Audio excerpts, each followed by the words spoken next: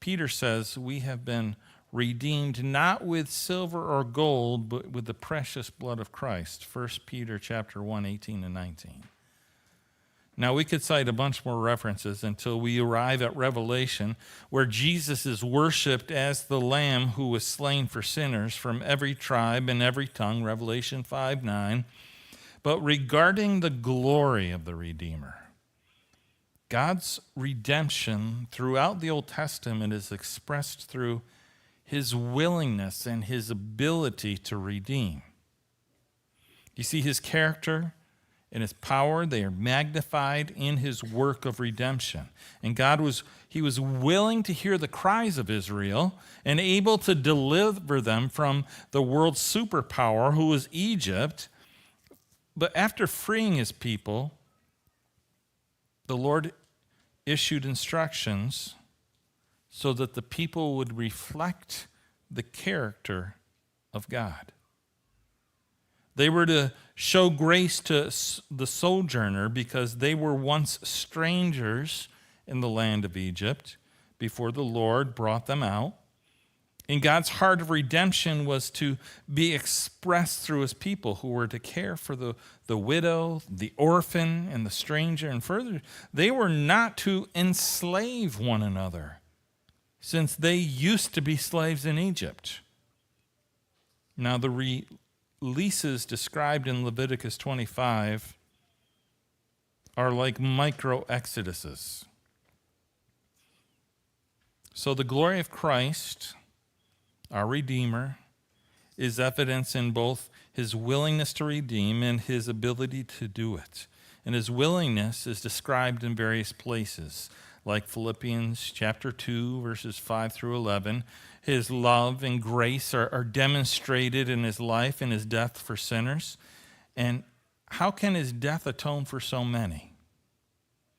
Because of his own immeasurable worth. His death was of measurable value. So finally, when we think about redemption, we need to remember that redemption is tied to family. In the Exodus, God's redemption is described in a familial terms. You see, God is the ultimate redeemer, and God's redemption is described that way. And he's the ultimate redeemer who rescues his people. And what does he call Israel? His son. God told Moses of the purpose or the goal of his redeeming work. He said, I will take you as my people, and I will be your God, and you will know that I am the Lord your God. Exodus 6:7. So redemption and that covenant relationship, they are tied together. And in the New Testament, the relationship between redemption and familial intimacy, it can be found in various places. The redeemed are adopted. Galatians 4 through 7. They become brothers and sisters.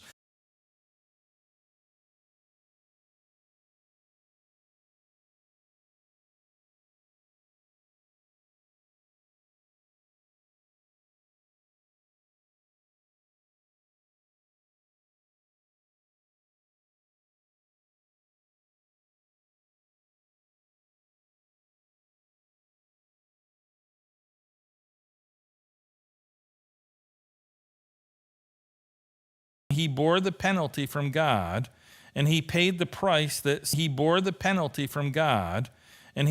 price that sinners owed to God. His death, it involved a penal substitution.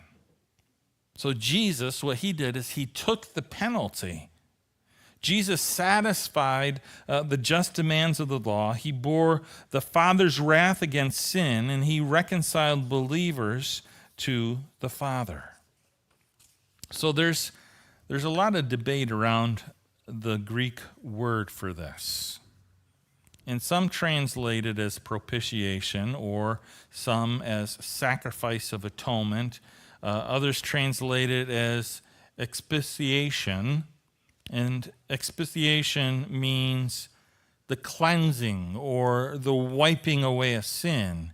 And it emphasizes how sins are erased. But Jesus does cleanse us from sin, but that's not the best understanding of this word. It seems like the idea of propitiation is better, even though many don't like the idea of Jesus appeasing his Father's wrath. But this is what the word means in ordinary Greek. It was the mercy seat, which was the Old Testament means of propitiation. And this is the context of Romans.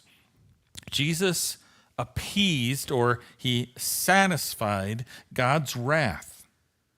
You see, God has a righteous anger against us because of our sin, and his wrath, it needs to be appeased, or it needs to be satisfied. And if someone does